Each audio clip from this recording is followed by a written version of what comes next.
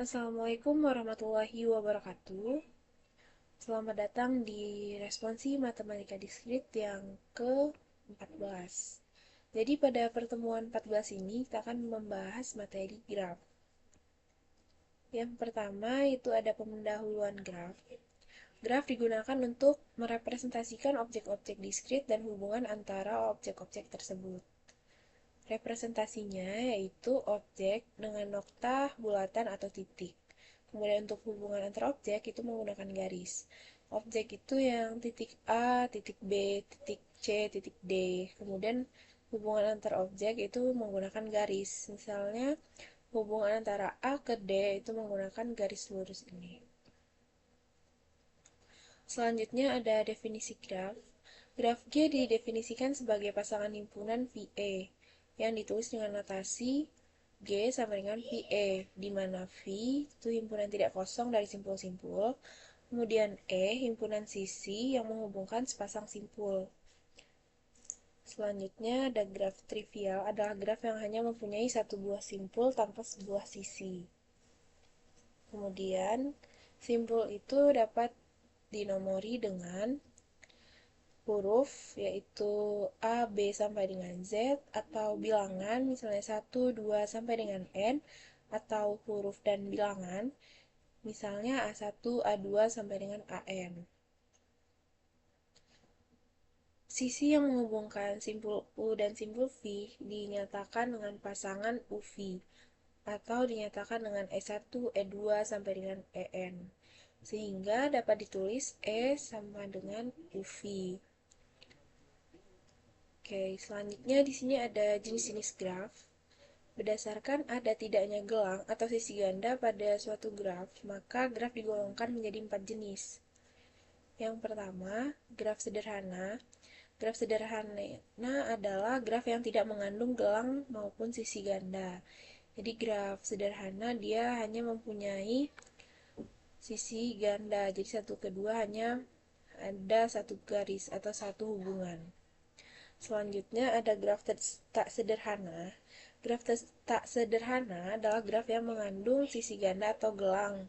Contohnya pada graf ini. Jadi pada sisi satu ketiga dia mempunyai dua sisi yaitu 1, 3, 1, 3, 1. Kemudian yang ketiga yaitu graf tak berarah. Graf yang sisinya tidak mempunyai orientasi arah. Jadi dia hanya maksudnya itu tidak mempunyai panah. Selanjutnya ke jenis keempat yaitu graf berarah. Graf yang setiap sisinya diberikan orientasi arah. Contohnya seperti ini. 1, 3 ke 1 mempunyai arah, kemudian 1 ke 2 mempunyai panah. Jadi pada tak berarah dia hanya ada garis, tidak terdapat panah. Cara membedakan dari graf tak berarah dan graf berarah. Selanjutnya di sini ada jenis-jenis graf, ada tabel dari jenis-jenis graf. Dari graf sederhana yaitu tidak berarah, kemudian sisinya tidak ganda, kemudian tidak mempunyai gelang. Terus kemudian ada graf ganda yaitu tidak berarah, kemudian sisinya ganda dan tidak mempunyai sisi gelang. Untuk graf semu dia sisinya tak berarah, kemudian memiliki sisi ganda dan sisi gelang.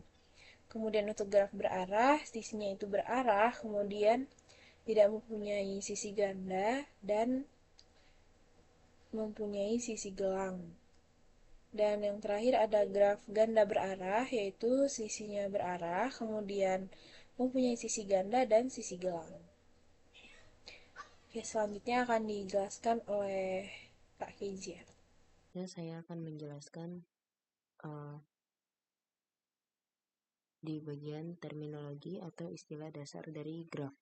Nah, di sini ada yang pertama itu ada graf bertetangga, di mana dua simpul graf tidak berarah G dikatakan bertetangga bila keduanya terhubung langsung dengan sebuah sisi. Nah, di sini kita bisa lihat contohnya. Jadi simpul 1 atau yang bagian yang pertama itu bertetangga dengan simpul 2 dan juga 3. Nah, tetapi simpul 1 itu nggak bertetangga dengan simpul 4 karena dia nggak ada garis terhubung yang dari simpul pertama ke simpul 4. Nah, terus selanjutnya itu ada insiden atau bersisian. Nah, di sini untuk sembarangan sisi E sama dengan U, V atau permisalan gitu. Nah, di sisi E itu dikatakan bersisian dengan simpul U dan simpul V. Nah, misalnya di sini kalau misalnya sisi 2 sama 3 itu berarti yang bersisian itu simpul 2 dan juga simpul 3. Nah, gitu juga seterusnya. Nah, tetapi di sini sisi 1,2, sisi 1 yang pertama sama yang kedua itu nggak bersisian sama yang simpul 4. Tuh, terus selanjutnya itu ada isolated vertex atau simpul terpencil. Nah, di sini simpul terpencil adalah simpul yang tidak mempunyai sisi yang bersisian dengannya. Dapat juga dikatakan bahwa simpul terpencil adalah simpul yang tidak satupun bertetangga dengan simpul-simpul lainnya. Nah, kalau dari contoh ini bisa kita lihat 1, 2, 3, 4 itu masih bertetangga gitu atau masih ada garis penghubungnya gitu. Sedangkan yang 5 ini gak ada, makanya simpul 5 merupakan simpul terpencil. Oke, selanjutnya itu null graph atau empty graph atau graf kosong. Nah, kalau graf kosong ini itu semuanya himpunan kosong, jadi nggak ada yang bersinggungan gitu atau nggak ada yang garis penghubungnya gitu. Nah, ditulisnya itu biasa dengan n n besar, n kecil. Nah, n kecilnya ini kita buat jumlah dari simpulnya. Jadi kayak misalnya contohnya di sini ada 5 simpul kan. Nah, jadi graf kosong itu n5 itu. Terus lanjut ke pad atau pintasan. Nah, atau lintasan. Lintasan yang panjangnya n dari simpul awal V0 ke simpul tujuannya itu Vn.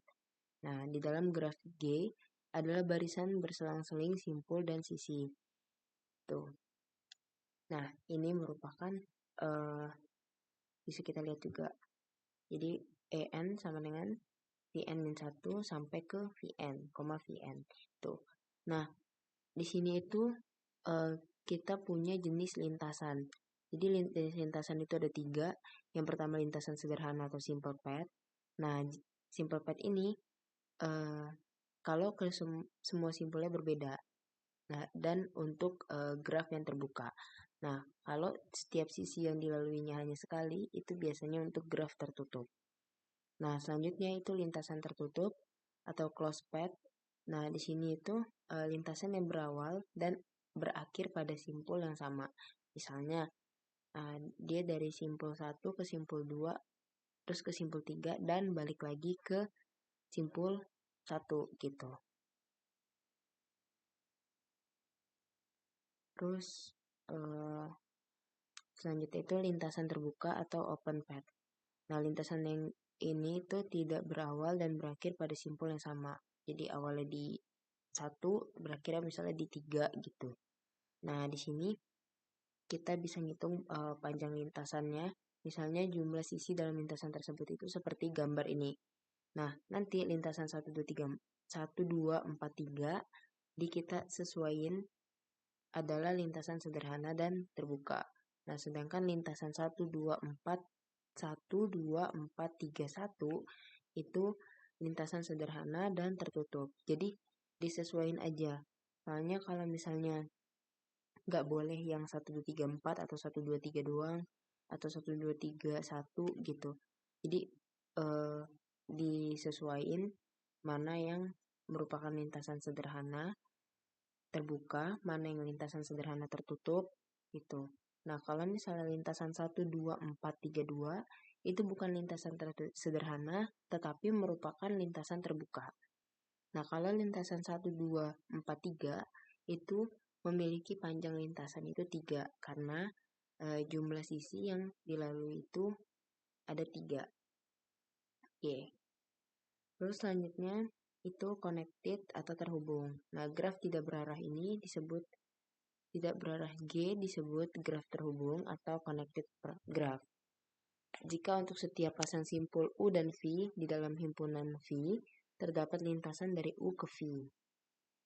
Nah, yang juga harus berarti ada lintasan dari U ke V-nya gitu. Nah, graf berarah G ini dikatakan terhubung jika graf tidak berarahnya terhubung gitu. Jadi graf tidak berarah dari G diperoleh dengan menghilangkan arahnya. Nah, graf berarah G disebut terhubung kuat atau strongly connected jika untuk setiap pasangan simpul sembarangan VI dan VJ itu terhubung dengan kuat. Nah, gitu. Terus graf di bawah merupakan graf terhubung.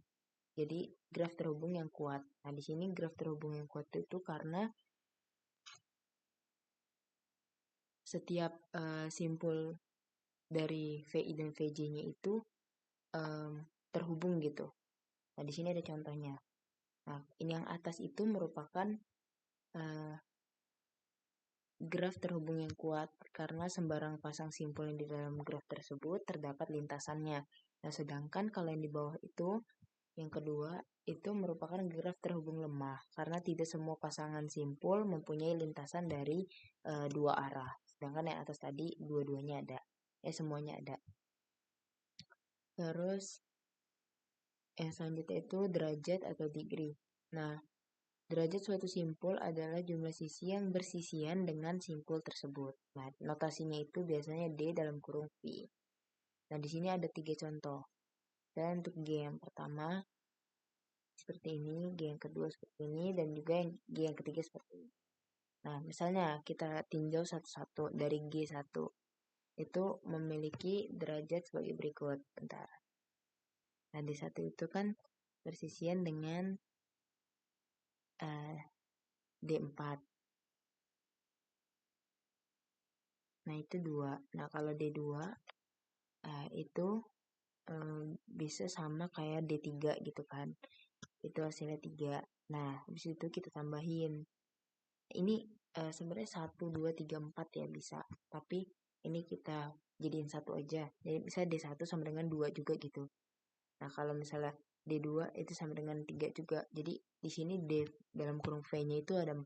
Ada 2 plus 2 plus 3 sama plus 3. Jadi hasilnya itu 10. Nah, kalau untuk graf yang kedua itu D1 sama dengan 3 di sini. Terus D2 itu sama dengan 3 dan D3 itu sama dengan 4. Nah, yang D3 ini itu bersisian dengan sisi gelang atau loop. Nah, kalau loop itu dihitung sebagai 2 derajat. Nah, jadi kita tinggal tambahin aja dV-nya itu 3 tambah 3 tambah 4. Hasilnya itu 10. Nah, ini yang graf yang ketiga itu memiliki derajat sebagai berikut. Kalau D1 itu dia sama kayak D2, mana D1 sama seperti D2. Jadi itu hasilnya 2 gitu. Nah, terus ada D3 itu sama dengan 3. Terus D4 itu dia memiliki 1 atau cuman apa ya? Bersinggungan atau garisnya itu yang kena dia itu cuma 1 gitu. Nah, sedangkan D5 itu 0 karena dia nggak memiliki apapun yang tadi dibilang sebagai simpul terpencil gitu. Nah, habis itu kita tambahin aja. Jadi dV-nya itu 2 tambah 2 tambah 3 tambah 1 sama tambah 0 sama dengan 8. Oke. Selanjutnya itu derajat pada graf berarah. Nah, ini kita punya contoh grafnya.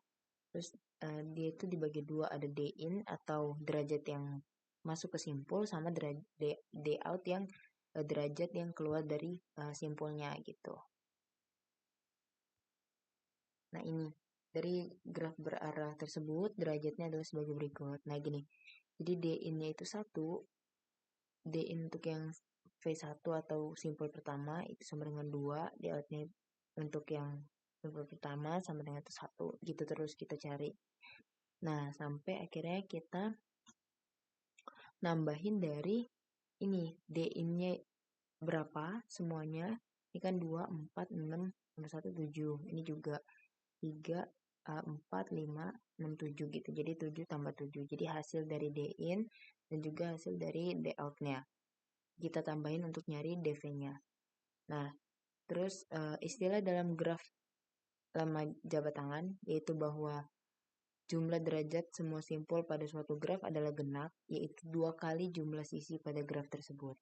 Nah, dengan kata lain, jika G sama dengan P, E, maka nah, ini DV itu adalah 2E. Gitu. Nah, misalnya kita coba bayangin tiap sisi pada graf itu sebagai jabat tangan antara dua simpul yang terhubung dengan graf tersebut. Misalnya kayak yang tadi dibilang namanya graf lama jabat tangan kan. Saya gini. Jadi A itu ke B. Misal AB. Nah, A itu ke B ataupun B ke A. Jadi dua-duanya gitu. Nah, kalau berdasarkan lema jabat tangan, itu DV-nya itu merupakan pertambahan dari DA yang udah kita cari ditambah dengan DB. Nah, kan di sini dilihat nih DA-nya itu 1, DB-nya itu 1. Jadi kita tambahin aja jadinya 2. Nah, gitu.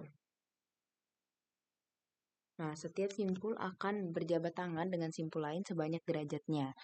Nah, derajat simpul adalah jumlah sisi yang terhubung dengannya. Jika jabat tangan dihitung, setiap sisi akan dihitung 2 kali. Sekali untuk setiap simpul yang terhubung dengannya. Jika simpul A dan simpul B bersisian dengan sebuah garis, maka simpul A dan B memiliki jumlah derajat 2. Oleh karena itu, jumlah derajat semua simpul pada suatu graf adalah genap. Nah, kita punya lagi yang kayak tadi, contoh G1, G2, dan G3. Nah, di sini kan dibilang tadi kita cari dulu kan dari D-nya.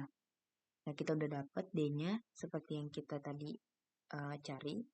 Terus dikali 2 dengan jumlah dari sisinya. Jadi 2 dikali jumlah sisi.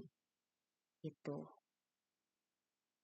Nah, jadi hasil dari ini itu bisa sama dengan hasil dari 2 kali jumlah sisi dari grafnya. Gitu. Jadi kayak di sini nih, udah kita tambahin hasilnya 10. Nah, dengan kita 2 kali jumlah sisinya itu 5, berarti 2 kali 5 sama dengan 10 juga. Nah, gitu juga yang bawah. Nah, ini kan tadi kita udah cari yang atas ini. Nah, sedangkan kalau kita coba juga dengan cari 2 kali jumlah sisi, itu hasilnya akan sama. Itu. Oke, sekian dari saya. Ini ada nilai plus. Nah, cuma mungkin kalian udah lihat dari modulnya, dipelajarin lagi aja contoh soalnya ini.